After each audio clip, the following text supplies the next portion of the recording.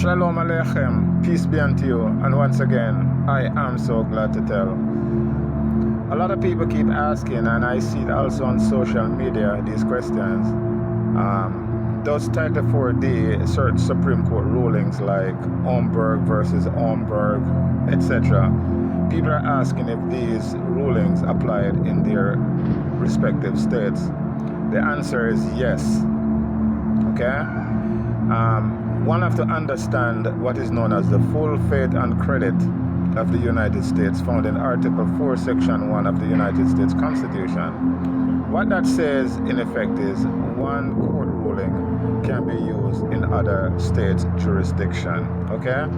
Also, Minnesota Supreme Court in 1998 in Omberg versus Omberg. You see, when they said the administrative process of the child support is unconstitutional, they are correct.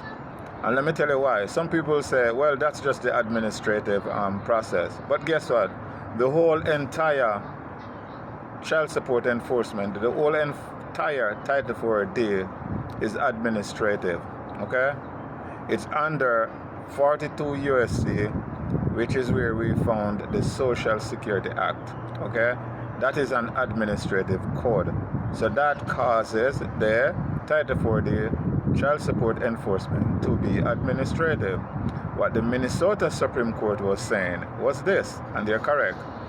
An hearing officer, or in some cases a magistrate, practicing law on the bench when they officiate in these Title 4D hearing. They're practicing law, and Title 4D is administrative. So here we have a magistrate or a hearing officer performing a judicial function in an administrative hearing that renders it unconstitutional. Okay?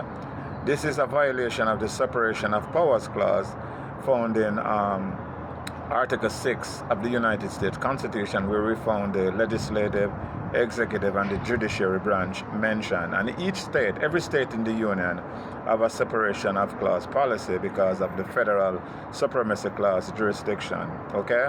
So yes, so when we hear these Supreme Courts make this ruling and so on and so forth, it can be used in any other state.